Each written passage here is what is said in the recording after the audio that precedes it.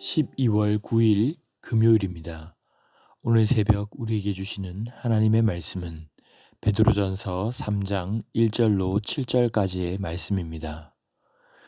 아내들아, 이와 같이 자기 남편에게 순종하라. 이는 혹 말씀을 순종하지 않는 자라도 말로 말미암지 않고 그 아내의 행실로 말미암아 구원을 받게 하려 함이니 너희의 두려워하며 정결한 행실을 봄이라. 너희의 단장은 머리를 꾸미고 금을 차고 아름다운 옷을 입는 외모로 하지 말고 오직 마음에 숨은 사람을 온유하고 안정한 심령에 썩지 아니할 것으로 하라. 이는 하나님 앞에 값진 것이니라. 전에 하나님께 소망을 두었던 거룩한 부녀들도 이와 같이 자기 남편에게 순종함으로 자기를 단장하였나니 사라가 아브라함을 주라 칭하여 순종한 것 같이 너희는 선을 행하고 아무 두려운 일에도 놀라지 아니하면 그의 딸이 된 것이니라. 남편들아, 이와 같이 지식을 따라 너희 아내와 동거하고 그를 더 연약한 그릇이요 또 생명의 은혜를 함께 이어받을 자로 알아 귀히 여기라.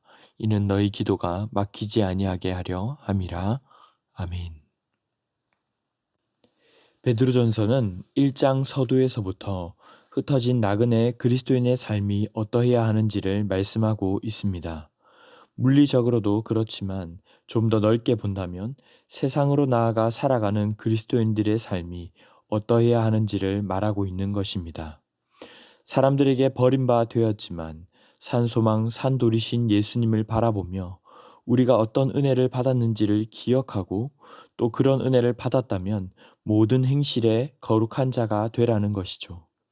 박해와 고난을 당하더라도 오히려 본을 끼쳐 그 자취를 따라오게 하신 예수님처럼 끝까지 순종하라고 말씀합니다. 하지만 비단 어제 살펴본 세상의 왕이나 또 주인 상사만이 아니라 오늘 말씀에서는 가정에서도 그리스도의 자취를 따를 것을 말씀하십니다.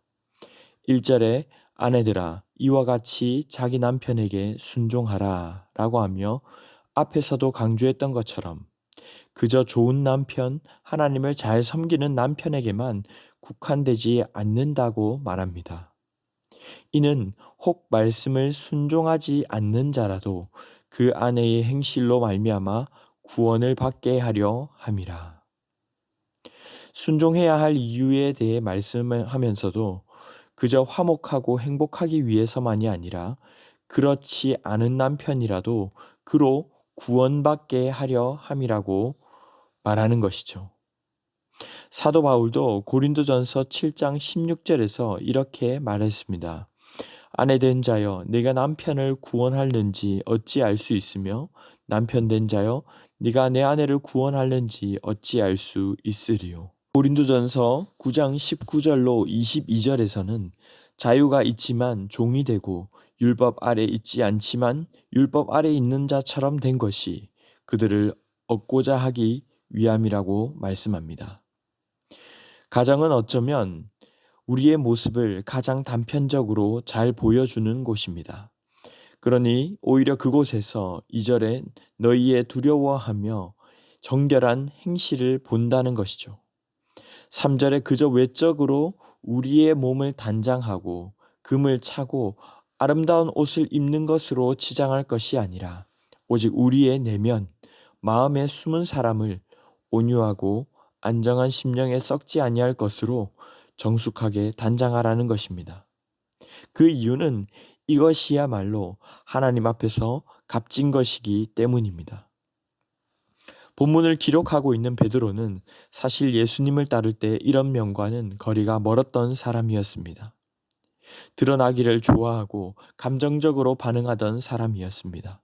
하지만 그랬던 그가 부활하신 예수님을 만나고 이렇게 권하는 것은 그의 속사람에 그런 변화가 일어났던 것을 기반하여 말하고 있는 것입니다. 바울도 처음 외적으로는 화려했던 사람이었지만 고린도후서 4장 16절에서 이렇게 고백하기를 그러므로 우리가 낙심하지 아니하노니 우리의 겉사람은 낡아지나 우리의 속사람은 날로 새로워지도다라고 말씀했습니다. 베드로는 남편에게 순종함으로 단장했던 여성으로 6절에 사라가 아브라함을 주라 칭하며 순종한 것을 예로 들고 있습니다. 당시 여성의 지위가 낮게 여겨졌던 시대였던 것은 사실이지만 오늘 베드로는 그런 지위나 계급의 측면에서 말하는 것이 아닙니다. 그리스도의 발자취를 따르며 주님께서 보이신 것처럼 주님 뜻에 순종하는 마음으로 남편에게 순종하라고 말하는 것입니다. 그리고 그리스도를 닮은 섬김이야말로 정말로 참된 아름다운 단장이라고 말하는 것이죠. 하지만 이것은 여성에게만 국한되지 않습니다. 7절에서는 남편들에게 남편들아 라고 하면서 이렇게 표현합니다. 이와 같이 똑같은 방식으로 지식을 따라 아내들과 동거하라. 여러분, 지식을 따라 동거하는 것이 무슨 뜻입니까? 이 지식 그노시스는 여러 의미를 가지고 있지만 여기에서는 세상의 관습이나 방식이 아닌 정말 예수 그리스도께서 우리에게 보여주신 그 참지식을 따라 섬기라는 것입니다. 연약하고 깨지기 쉬운 그릇을 대하듯이 조심해서 정성으로 섬기라. 원문으로 보면 생명의 은혜를 물려받을 공동 상속자로 결코 누가 더 낫고 덜하지 않은 존재로 귀하게 여기라는 것입니다. 여성을 거의 반물건처럼 취급했던 당시의 사회 문화 안에서는 엄청나게 충격적인 표현인 셈입니다. 베드로는 그렇게 함으로써 이들의 기도가 막히지 않는다라고 말합니다. 왜 귀히 여겨야 할 이유로 기도의 부분을 언급했을까요? 이것은 반대로 해석한다면 우리가 하나님을 섬긴다고 하면서도 교회에 와서는 거룩한 척하지만 정작 가까이에서 섬겨야 할 나의 가족, 나의 배우자를 제대로 섬기지 못하면 그 기도는 의미가 없다는 것입니다. 베드로는 제사장으로 택함받은 우리가 드리는 진정한 예배 그리고 기도는 성전에서만이 아니라 가장 먼저는 우리의 가정에서 또 가까운 삶에서 드려져야 한다고 말하는 것입니다. 사랑하는 성도 여러분, 오늘 주신 말씀을 우리가 어떻게 받아야 할까요?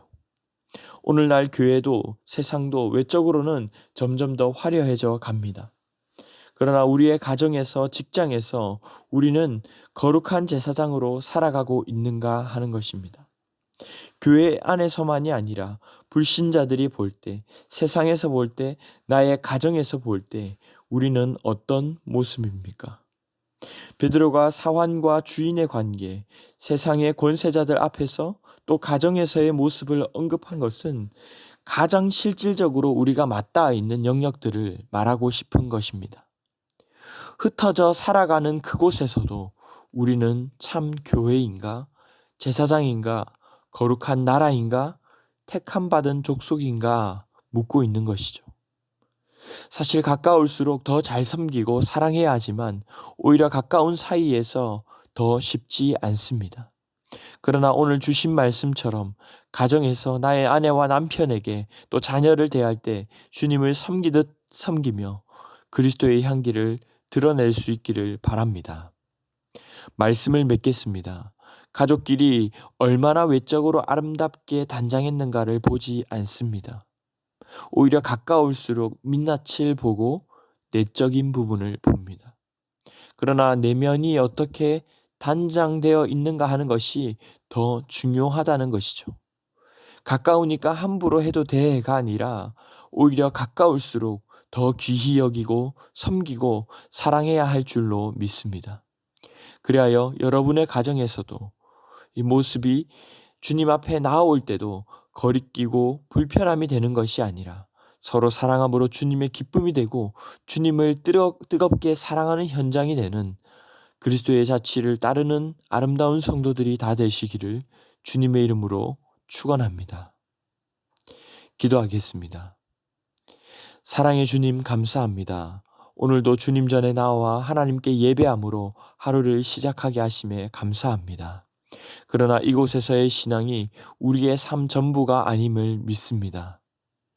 우리의 삶의 터전과 특별히 가정에서도 주님의 신실한 제자로 살아가게 하여 주시옵소서.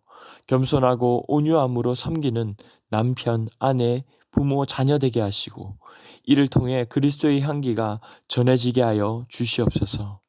우리의 내면에 아름답게 단장되어서 온유하고 겸손한 자로 나를 낮추어 먼저 섬기며 때로는 억울하고 답답한 마음이 들 때라도 인내하며 예수님 걸어가신 발자취를 따라가는 저희가 되게 하여 주시옵소서.